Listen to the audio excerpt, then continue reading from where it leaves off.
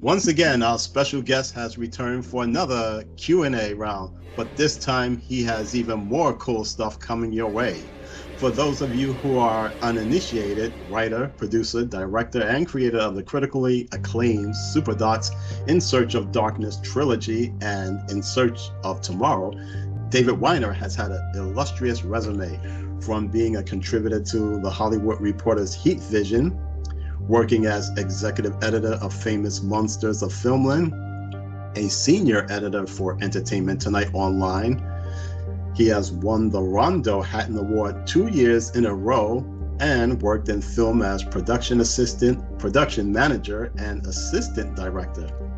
David, as I refer to him at times as D, is a nostalgic curator who practically is another professor of retro. How? Because he knows a thing or two about a thing or two. As the old theme song would say, welcome back, welcome back, welcome back. I know, Jeff, don't quit your day job. Welcome back. I don't know, that guy sounds kind of fun. I'd like to meet him someday.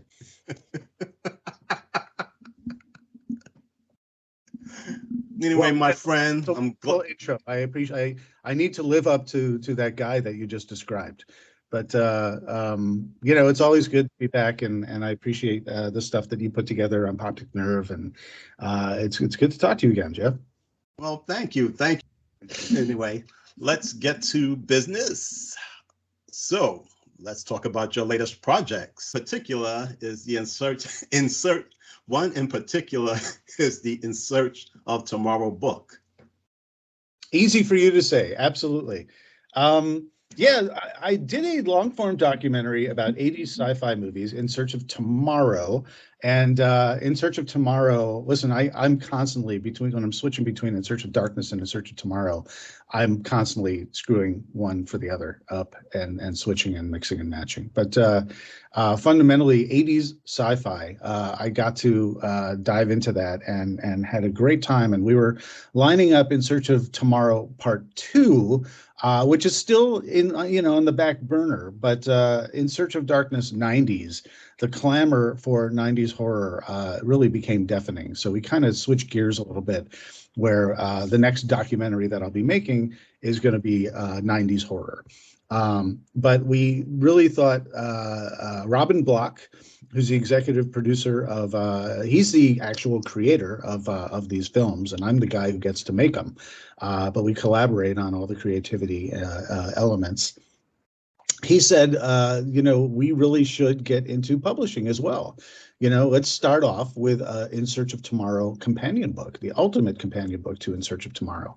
And that'll be the first of many to come, that are companion books and other types of books relevant to all the genre nostalgia entertainment that we get to make with these documentaries. So the In Search of Tomorrow book, if you go to 80sci-fi-book.com, you can get that between now and Christmas time. You can pre-order it. What's cool about it is that it's structured very much like the movie itself. It goes from 1980 to 1989. We cover several films within each year. We're going to be covering 70 plus films in this book, including some titles that did not make it into the documentary. And the wonderful cast, whether it's Ivan Reitman or the late great Ivan Reitman or Billy D. Williams or Dee Wallace, Nancy Allen, Peter Weller, Paul Verhoeven, the list goes on. Alex Winter, Sean Young, I am going on with the list. Bruce Boxleitner. These guys all talk about amazing. They share amazing insight of what it was like to make these movies in the 80s, these amazing sci-fi films, and so their contributions are in this book as well, taken from the documentary. But there's lots of cool stuff that is not in the documentary that makes it a real good companion. It's a 300-page book. It's a coffee table book, really handsome book. I will be writing a foreword to this book, and we will have a writer writing the book itself. I'll be the executive editor of the book. But what's cool about this book, In Search of Tomorrow, the book, The Ultimate Companion, is that with each movie we have a QR code, and so at the end of reading about Blade Runner, you connect with the QR code to exclusive unseen video interview with someone that's not in the documentary, but with someone we sat down, like Sean Young, for example, talking more about Blade Runner that didn't make it to the film. So that's cool, and multiply that, by 70 movies. But the other thing that's really cool that we love to do with the documentaries is if you back one of our documentaries, you get to be in the credits of the movie, which is super cool. So we're doing a very similar thing and then some with these books and with this book, In Search of Tomorrow, where if you're a backer between now and Christmas time, you will get to be in the credits of the book, like the end credits of a movie, but you're there, in print permanently. But one additional thing is you can elect to either pick one of your favorite movies and write a small recommendation, memory of why, say, Blade Runner or RoboCop or Aliens or Back to the Future, what you think is great about it. And you get to be in the book on the page with your quotes. Now, if you don't want to pick a very specific movie, but you want to just talk about how the decade was very important to you, you could do that as well on a memories and dedication page. And so if you write about your memories, about what's so cool about that era and why it's special to you, or you could choose to make a dedication to a loved one, who's around or who's not around, who really influenced you. You could personalize this book and it gets immortalized on your bookshelf. And I think that's a cool element that we've added to this that makes it special and unique. Well, it definitely is a deal maker. I love the idea that it's very interactive, from scanning the QR codes and video uploads on your phone or other device, and especially to write your own little thesis or based on your experiences from a certain movie. That would, as far as I know, that's never been done before. Yeah, I don't know any book that's allowed you to do that, but you can just say very innovative. Like, you could write about, hey, Blade Runner, it's past 2019. Where's my flying car? This captured my imagination like no other film, and I return to it often. And then it's signed with your name, so we know whose thought was sharing that pithy little observation. Super cool. I think it's a real fun idea. Well, my co-hosts, Asimov and Go-Go, are definitely fans of Blade Runner. So am I, of course. And I'm sure that they'll add a few, probably like a paragraph. So. Yeah, well, it's limited because we do want to, have multiple people sharing their thoughts. So before you get excited about a full paragraph, it is limited. But all the details are there. With what you can do and how much you can write and so on and so forth. And just, for the audience, we all love Blade Runner, but listen, I know there are fans out there that love Mac and Me and Howard the Duck and Galaxina and Saturn III. And so you could write about that as well. You could be on those pages. Well, that's true. It is a diverse crowd out there. Yeah, my friend Bob, he loves Howard the Duck, and he hates the Disney Marvel films. So me and him go back and forth. Yeah, listen, there are great things in Howard the Duck. Listen, let's not go on a whole tangent on Howard the Duck, but that movie, for all its flaws, is really kind of a time capsule of the era. Whether it's the shoulder pads or the big hair of Leah Thompson, or definitely Leah Thompson. Right? Listen, I should just stop there. Peak 80s Leah Thompson. That's all you need to know, and that's the reason to see it. I mean, I have a confession to make, D. My heart was broken. I don't know if I'm going to air this, but maybe I should. Well, for those who've seen the first In Search of Tomorrow documentary, I saw the poster zooming, as I call it, the roulette wheel of movie posters. Mm-hmm. I saw the poster moving close to Transformers, the movie. I'm like, yes. And then it went to something else. I'm like, ah! Yeah, I know. I'm like, ah. It's a common story. It's a common story. Well, let me tell you this. If it doesn't make you feel any better, because we didn't cover Transformers the movies in Search of Tomorrow, but the plan was to move it, in part two.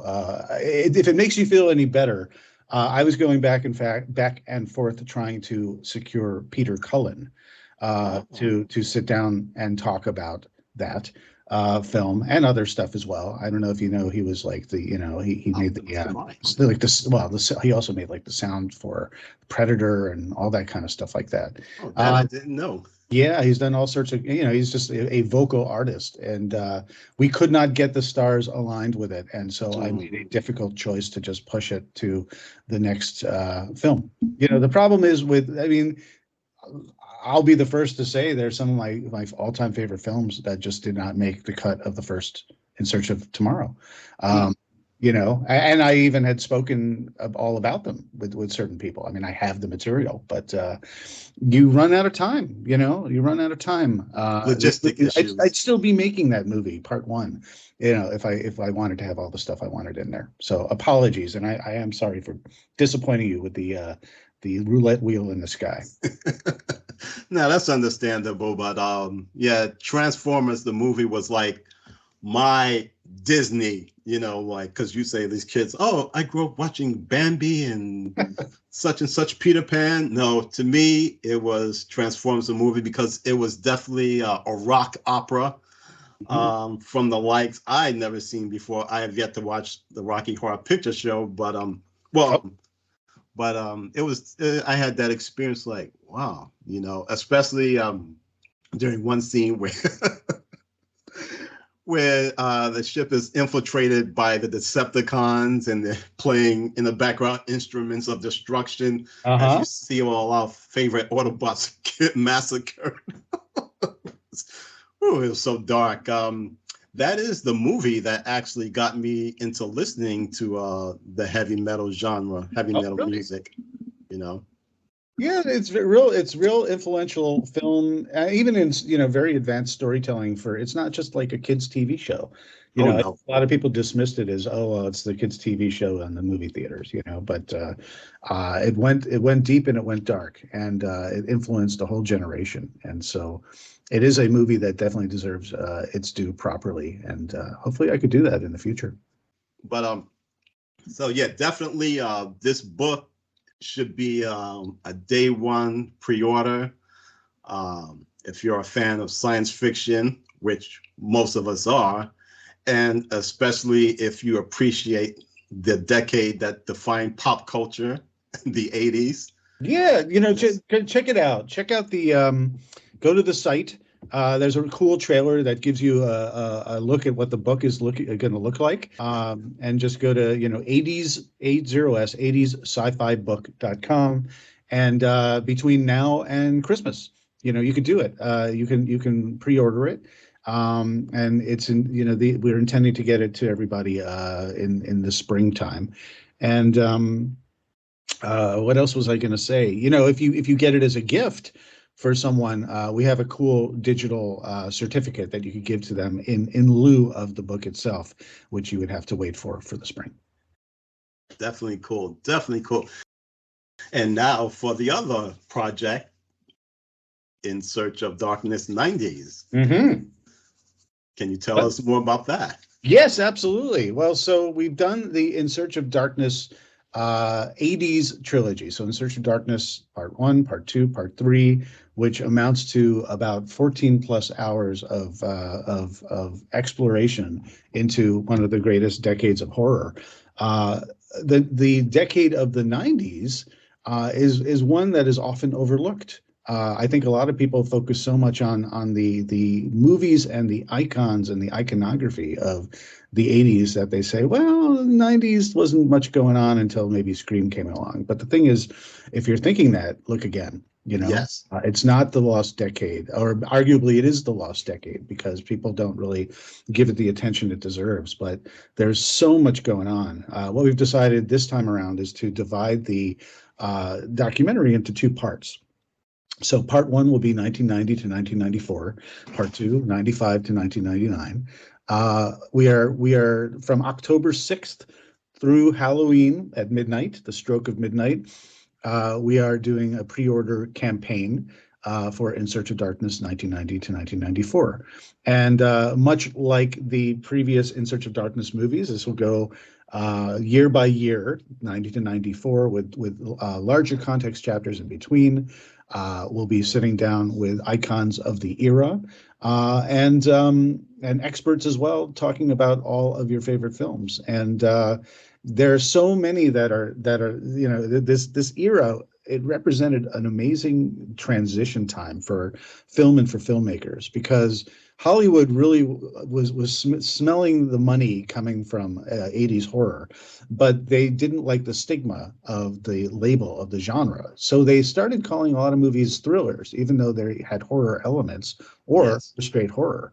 And with the influx of all these psychological thrillers and erotic thrillers and all stuff like that, there were new villains that were kind of like the creepy neighbor next door that sort of took center stage. So you got movies like Silence of the Lambs, which elevated. I'll use that dreaded word, but it really was elevated horror, because people didn't say, "Oh, that's not a horror film. That's a thriller about serial killers." Well, gosh, there's a trail of bodies and absolutely frightening moments. If you don't want to call that horror, call it what you like. It deserves to be discussed. Yeah, I actually met Jonathan Demme at a convention, and I was telling him, how much of a great job he did with Silence of the Lambs. He was a very gracious guy, and it's unfortunate that he passed, but like I said, very good director, very humble. Very versatile as well. For some people who don't know his oeuvre very well, well, of course, Stop Making Sense is sort of making a comeback currently on, I think, IMAX screens. But the Talking Heads concert film is really great. But I always recommend Something Wild with a young Ray Liotta and Melanie Griffith and Jeff Daniels. That's a movie that is absolutely deceptive, because it starts off as sort of this breezy, wacky romantic comedy, and it takes a very dark turn.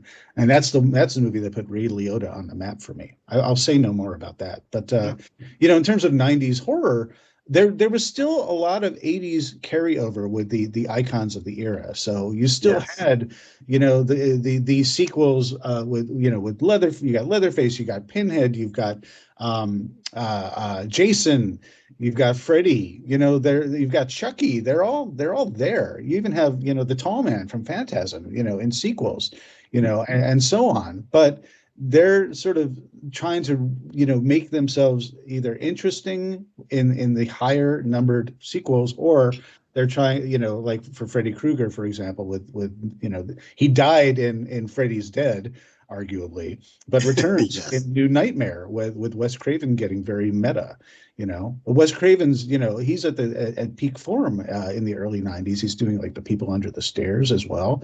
And so he's turning urban blight into a very entertaining socio-political commentary movie that is just outrageous at the same time. But there, all these icons of the era are also stepping aside for brand new villains. Pennywise, in Stephen King's It as a miniseries on TV. You've got Candyman. You've got Tony Todd is just killing it as a brand new, again with the sort of the urban blight as a theme. But you also have like Annie Wilkes, in Misery. Plenty of Stephen King to chew on as well. But you got Hannibal Lecter and Buffalo Bill. Filmmakers were really doing their best to create all new villains for us to root for and to create franchises around, or at least to make an absolute impact. I could just go on and on and on. There's just so much in this decade that people don't even think about. This is the time when A-listers were all chomping at the bit to be on. I'm using that word a lot, chomping at the bit. It's No, that's fine. That's fine. But they were chomping at the bit to be in horror and chew up scenery. So you got like Francis Ford Coppola is like, enough of this slasher stuff. I'm making Dracula, Bram Stoker's Dracula, and Anthony Hopkins chewing up the scenery, Gary Oldman as absolutely memorable in multiple forms as Dracula. You got Keanu Reeves, you got Winona Ryder. It's amazing, you know. And then because that's, you know, sort of the literary take, quote unquote, on Dracula. Next thing you know, you've got Mary Shelley's Frankenstein, you know, Kenneth Branagh and Helena Bonham Robert Carter. De Niro as De Frank. Niro was the monster, right? It's like insane. You've got Jack Nicholson. He's like, I'll do a Wolfman movie. You know, he recruits Mike Nichols and he does Wolf. Wolf, You know, with yes. Michelle Pfeiffer and James Spader. You know, it's sort of back to basics with A-listers. You know, Tom Cruise is like, hey, what about me? Let's do, I'll play a vampire in Interview with a Vampire, you know? Oh Let's yeah, get, that's one of my wife's favorite films. yeah, let's get a hot Brad Pitt, a hot Antonio Banderas, a hot Tom Cruise. They all have long hair and they look like fashion models and they drink. What more do you need? Yeah, but also, yeah, in the 90s had some high concept ideas as well, like Paul W. Anderson's Event Horizon, which is arguably his best film. Yeah. And even Listen, go ahead. now in even certain comic book adaptations, like The Crow and Blade, which is definitely one of my favorites, was that little hybrid of, I'm not going to necessarily say that they're superheroes, but comic book characters in a horror setting. Or Oh yeah, you could talk about Spawn as well, you know. Spawn. The less said about Spawn, the TV series was excellent. It was chef's kiss. But my friends and I, when we went to see it in the theater, we both fell asleep. Oh, you didn't buy it. You didn't buy it. Well, it is notorious for lots of CGI effects before they were quite ready. That's another element of all the 90s. Now we're talking about the ones we just mentioned. Those are all mid to late 90s. So we will get to that kind of stuff Eventually down the, probably the last segment of the trilogy. Yeah, with part two, because remember we're doing part one and part two. Yeah. So, but another element that is interesting about this whole era is that, practical effects were at their zenith, but you have the introduction of CGI becoming more and more prevalent and cheaper, and filmmakers all want to use it. And, coming off of morphing from T2 and the Abyss to the dinosaurs of Jurassic Park, all producers said, oh God, now you could do anything you want. Let's just do that. And they didn't realize that practical effects still played a tremendous role in selling the illusion. And so you had some really janky early CGI baby steps in the 90s, especially in the first half. Yes. And Hellraiser, like Hellraiser 3 was using it, the Trickster appearing in Brain Scan, Lawnmower Man and doing, virtual reality, themes in the story. It had nothing to do with the actual Stephen King short story from Night Shift, but it's all there.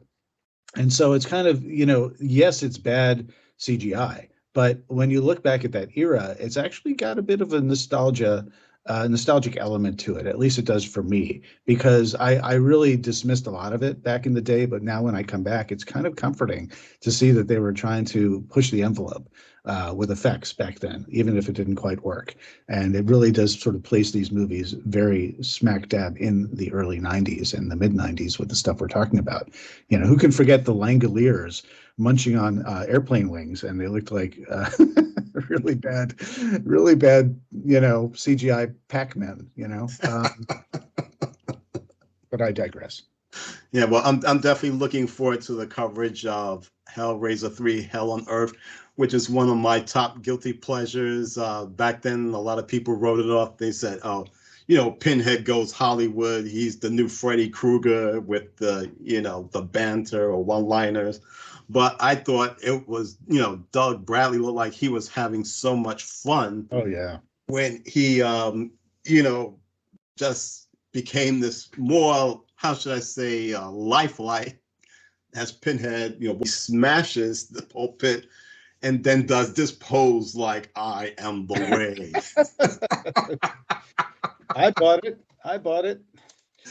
Yeah, something was very majestic about that, especially with his theme playing in the background. Mm-hmm. And even the part where he tricked Joey Summerskill, like she thought it was her father, like apparition of a father coming back to life. And he takes the box, she gives him the box, and he's laughing, and she's like, invaded my mind or something like that. Mm-hmm. And he says, save your tears.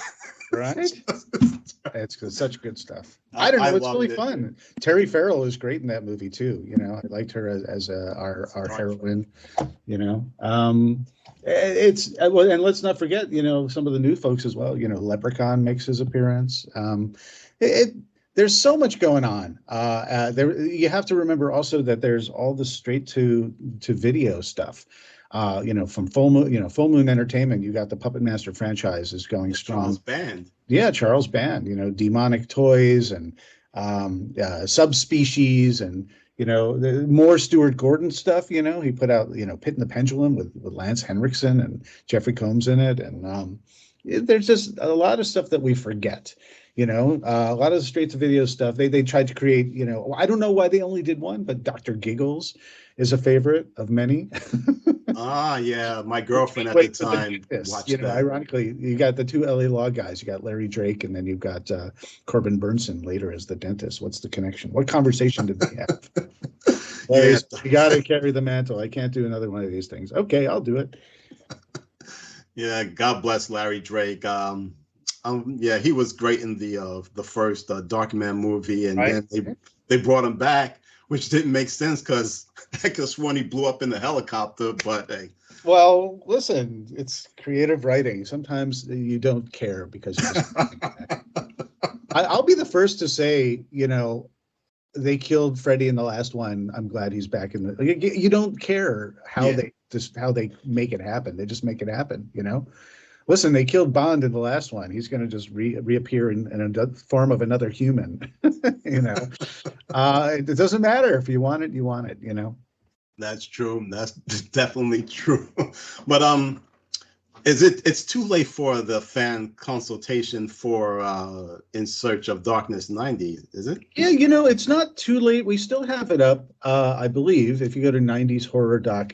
Actually, by the time that this is going, I don't think you'll be able to get to it. But we did have this really cool fan consultation where you could fill out a survey and you could share the films that you'd love to see in Search of Darkness 1990 to 1994. And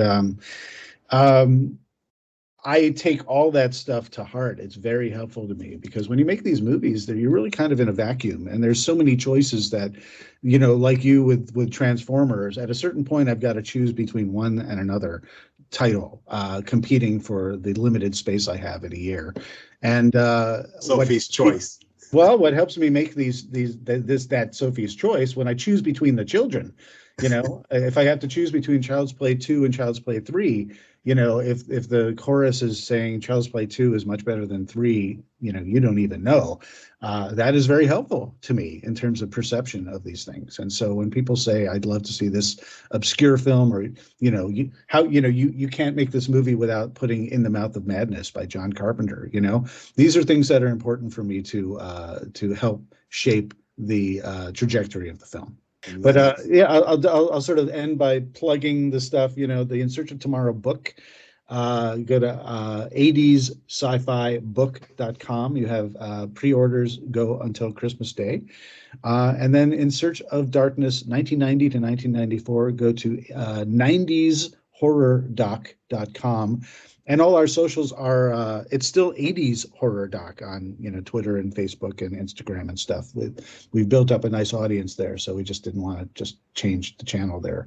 But it's all the 90s stuff that's on there. And, I still have my site. It came from blog.com, and you can follow me on socials. Gosh, Twitter, I'm holding out as long as I can. But if I got that message that you that post that you did. Just listen, if Elon goes through on his not so wise choice to create, to charge a subscription rate, just not for an elevated use, but just a basic use of Twitter, I'm not there for that. So unfortunately, that will be moving on, but I'm still there as much as I can and want to be, for It Came From Blog and Tiki at It Came From Blog and Tiki Ambassador on Twitter. And Instagram, and I just jumped onto Blue Sky about a Cool. week ago to see what that's like. I couldn't get in through the doorway, but when Elon mentioned that he's like going to charge to use basic Twitter, somehow there was a mass exodus, and I was able to jump on the boat. Yeah. I mean, this guy. Don't get me started. He's. Whew, No he thinks he's no Tony comment. Stark, but he's not Tony Stark. Yeah, no comment. I'm trying Yes. to try to be apolitical about my Yes. persona here, but he's not making it easy. That's all I could say. No. Oh no. I expected Twitter to implode down the line. So Yeah, we'll see. I But think in I the think- meantime, we have fun. You're also available. You mentioned Threads, right? Yeah, I'm on Threads as Yeah. well. I mean, I'm like a social media nomad now. It's just like I'm bouncing. I'm on Threads. I think Threads. It's David Weiner, not Tiki Ambassador, but and Blue Sky. I'm David Weiner and not Tiki Ambassador, but I'm Tiki Ambassador on Twitter, and it came from blog. On the other stuff, it's like it gets more complicated. It's like having to remember a password that you're constantly changing. It's just like I think if you want to find me, you can if you look Yes. enough. Or one will point you to another when it comes down. And I also highly recommend It Came From Blog, your blog site. Great stuff, great interviews. Thank you. Yeah, sorry if I sound weary about social media, but it's like, I tried Post, I jumped onto Blue Sky, there's Threads, I'm still on Twitter because it's so easy to use, but there's Instagram, there's TikTok, at a certain point, I've always wanted to keep it simple where I just want to use one thing, but unfortunately you can't quite really do that. So you really have to go all over the map. No, unfortunately not. There is no one-stop shop or all-in-one option nowadays. Used to be. Yes. But D, it's definitely been a pleasure, my brother, and wow, had a lot of fun. And I highly recommend anyone that's listening to pre-order the In Search of Tomorrow book, as well as the upcoming In Search of Darkness 90s, 1990 to 1994. Awesome. 80sharddoc.com and 90sharddoc.com and 80s sci-fi.com. Sci-fi book. Is that right? Yeah, 80s sci-fi book.com and 90s horror doc.com. Yes. Well, I'll make sure that I'll add the tags. So Awesome. all right, Dave, you take care of yourself, my friend. Likewise, always a pleasure.